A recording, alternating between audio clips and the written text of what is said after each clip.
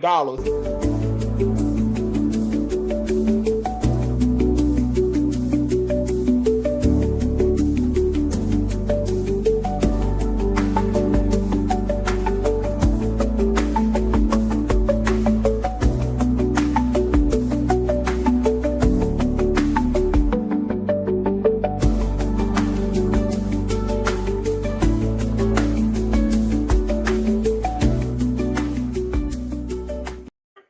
Is when it comes to a repo, let's say on your credit report, the repo says you owe $15,000.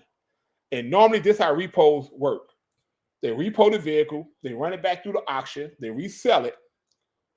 Technically, the only thing you owe, if there is a difference between what they sold the vehicle for and what you owe. So let's say you owe $15,000 on the car. The car get repoed. It goes through the auction. It sells for $11,000. Technically, you only owe $4,000. But what happens is they'll say you still owe the whole 15, but you don't. You don't owe the whole 15. Let's take that same scenario. Let's say you owe $15,000 and the car goes through auction and it sells for $20,000. Now they owe you $5,000. But a lot of people don't know that. A lot of people don't know that. You can't charge me for a vehicle that you resold and charge me the full price for. I only owe the difference. So that's how often we're able to beat a lot of repos. We're able to get repos removed from credit reports. You know what I'm saying? Debt to income ratio affects your credit score more than anything. I say that to say this here. When you apply for credit, right? Let's say you apply for credit. It's going to ask you, what is your total household income? It doesn't say what your income is. It says, what is your total household income? So if it's you and a significant other, wife, girlfriend, boyfriend, if your grandmother live with you, if your parents live with you, if your kids got jobs, that is your total household income. And a lot of people get denied for credit because how can you report you make, $35,000, $40,000 a year, but you want a $50,000 credit card? It don't work like that. So that's the reason why when you apply for credit, they ask you what's the total household income, not just your income. Everybody in the house added up together. I don't care if your son had a summer job, your daughter had a summer job, add everybody income together. And that is your total household income. Like right now, it's me and my wife. Me and my wife combined, our total household income is about $175,000 a year. That's our total household income. So when I apply for something, I put down $175,000 a year because that's our total household income. So a lot of people get denied credit because your debt to income ratio not making sense. If you putting down, I'm only making $40,000 a year, but your rent or your mortgage $1,500, $1,600, that's almost half of your income. Why would they give you a $50,000 credit card? So you need to really consider your total household income. So a lot of these scammers, they'll tell you, hey man, put down $86,000, put down $96,000 because it's all about stated income. Okay, I get it. I understand what they're saying. But guess what? Why would I tell you to put down a number that you can't afford? Why would I advise you to say, okay, you try to buy your dream car and your car note on your dream car gonna be $900 a month, and I know you can't afford that. So why would I advise you to fraudulently put down an income knowing that you can't afford it? You can't afford the vehicle. You're only going back in debt. But that's what they do. You know what I'm saying? That's what these gurus do. That's how they trick you because they play mind games on you. They play all mind games. We don't do that. We don't do that. I actually ask you, can you afford it? Instead of getting that Benz, get that Kia. You're going to get the same thing accomplished. Who are you trying to impress? Seriously. So another question we get is, does deleting negative items off your credit increase your score? No, it doesn't.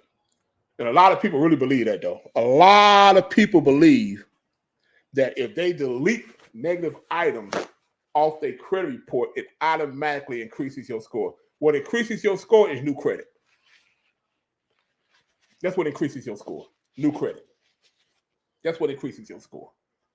You know what I'm saying? And the best way to establish new credit, and I have dozens of methods, but one of the best ways, if your credit is in that disrepair to where you can't get a normal credit card, secure cards.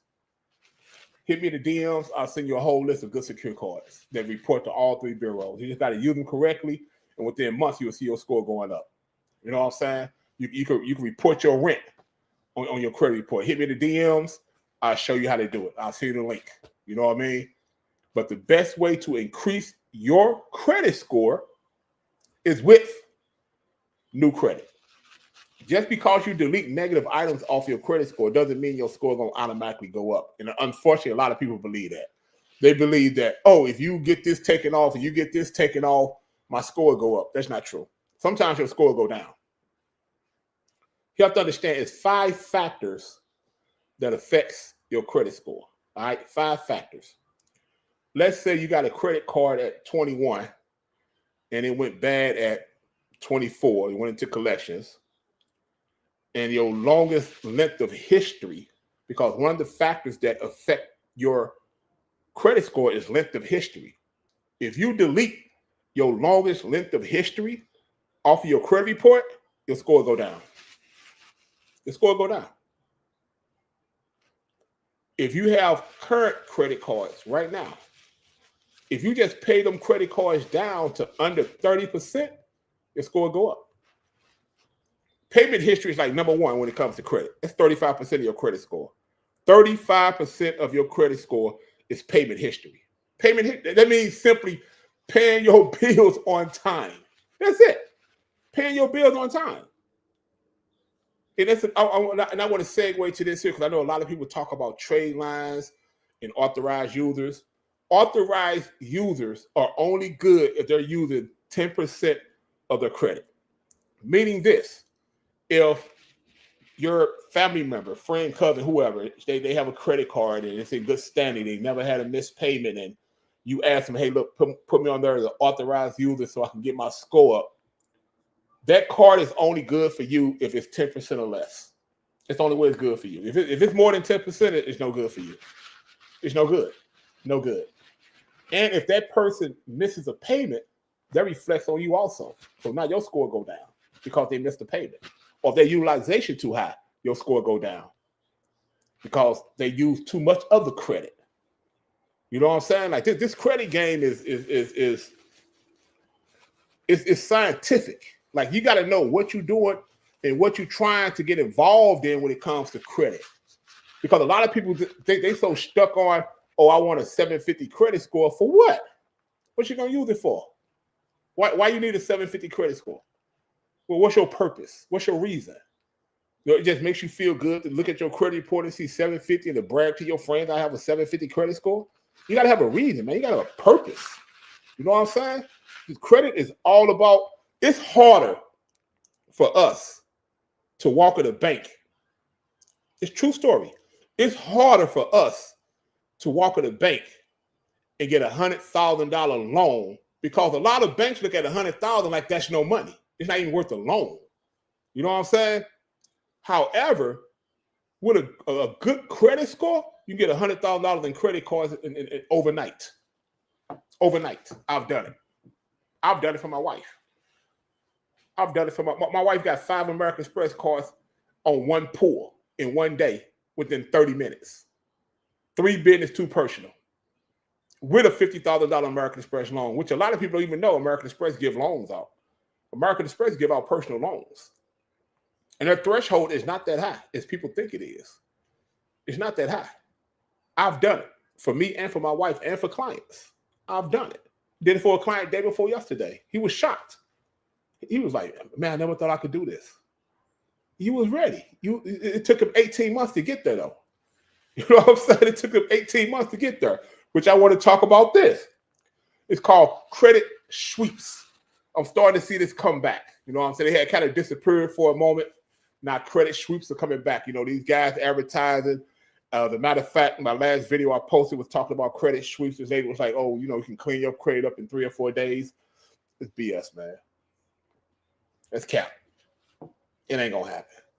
It ain't gonna happen, man. It's just credit sweeps comprise of you filing a police report and you going to identitytheft.gov and you upload these police reports to show that you were a victim of identity theft. What happens is this. Oftentimes, identitytheft.gov will get in contact with the reporting police agency and ask them, hey, did this person come in and file this police report? And most of the times they didn't. What happens is they have the blueprint of someone else who filed the police report. They run it through a PDF file, clean it up, and they just go in and just start, retyping stuff on the same blueprint. And that's how you get caught up. Like I met people in prison that did that too. And just recently, a young lady who I was in contact with in Texas, and we were talking about, collaborating on some work, you know what I'm saying? Like possibly joining our businesses together. And she ended up last year being arrested. She filed like 200 and some false identity theft reports. And now she's doing 10 years in prison. It's just not worth it. It's not worth it at all. It is not worth it at all. I talked about student loans. I talked about there is no guarantees. I talked about debt to income ratio, credit sweeps, CPNs are illegal, credit profile. One of the questions I get, what are the best methods to increase the credit score? And again, it's a lot. Hit me. We could discuss it. But to me, you increase your credit score by creating new credit. You know what I'm saying? Just because you delete negative items off your credit, that does not mean your credit score will increase. Unfortunately, a lot of people believe that. I get clients every day, hey, Mo, can you get this off my credit? Can you get this off my credit? That does not mean your score is going to go up. Even while you have bad credit, get secure credit cards. Again, hit me in the DMs. I will send you the best secure credit cards that I can send you. This is how I built my bad credit, how I came from a 510 credit score. You know what I'm saying? And the mistakes I made was using subprime credit cards. A lot of you guys know about First Premier, Credit One, Avant.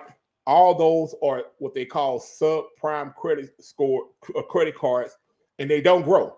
They literally cap off at like $300, and they charge you like $99 a year just to have the credit card. So it's not worth those particular credit cards.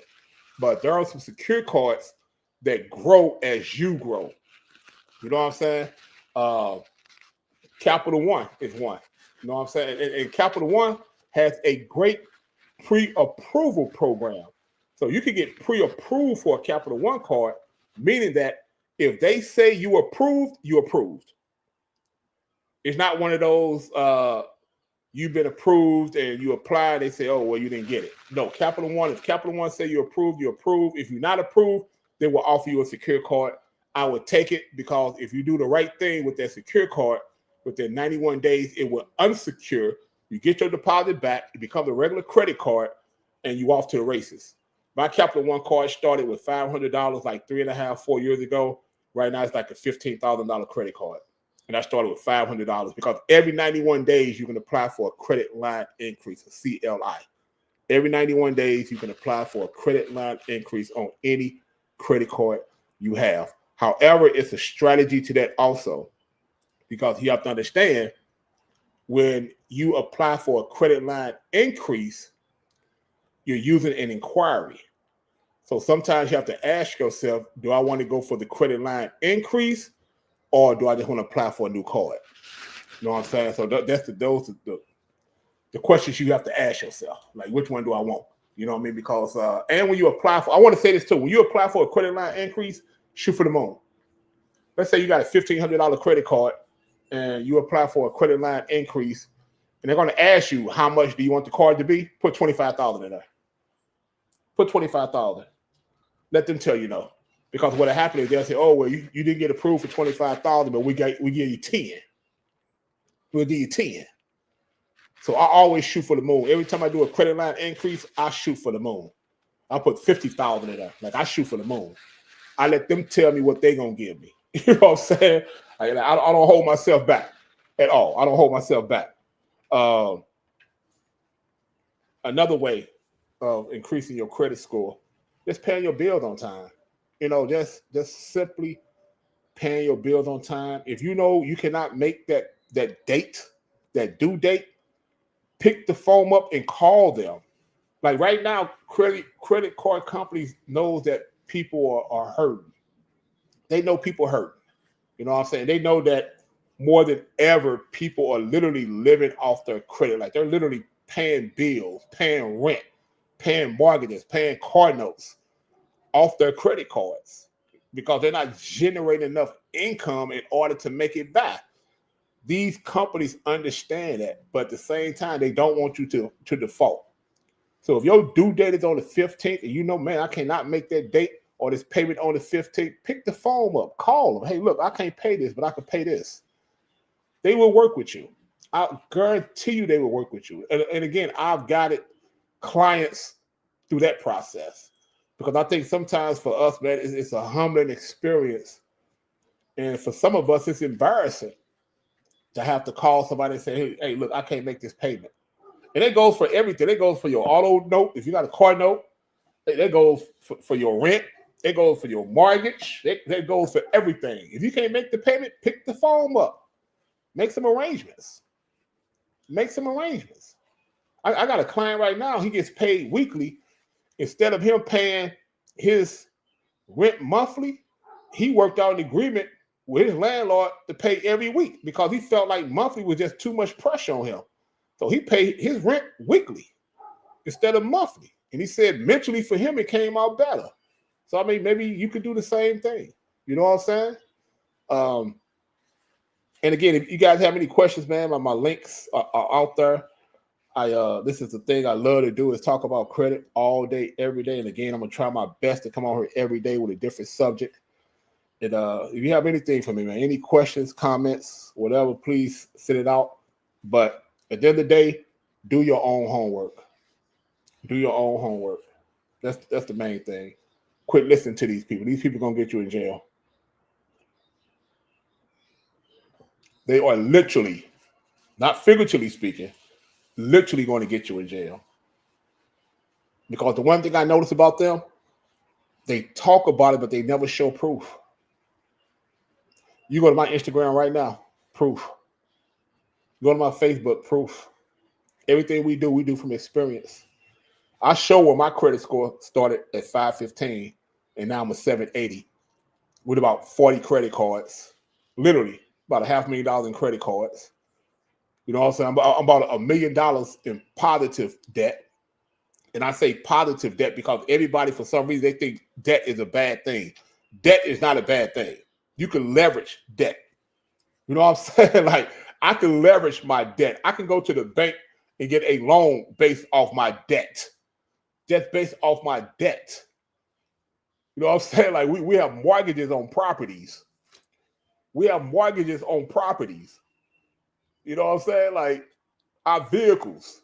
All that is debt. I can leverage that debt and literally get more funding based off my debt. But we've been taught that debt is a bad thing.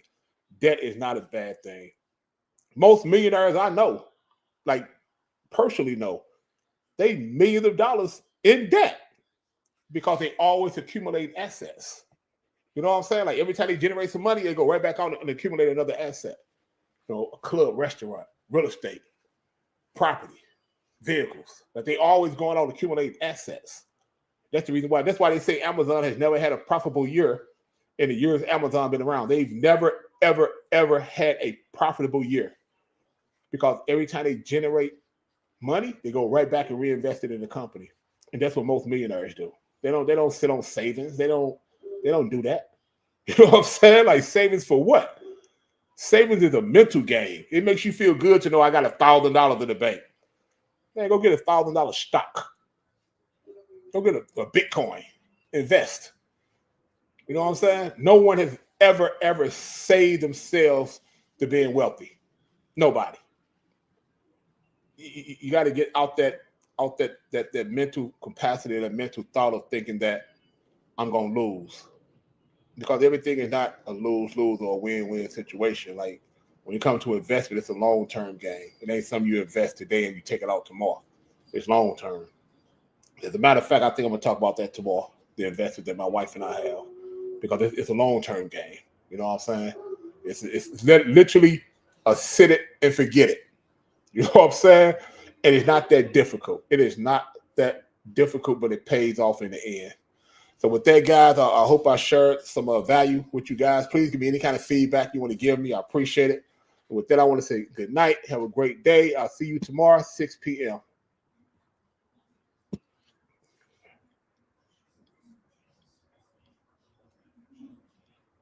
One by one.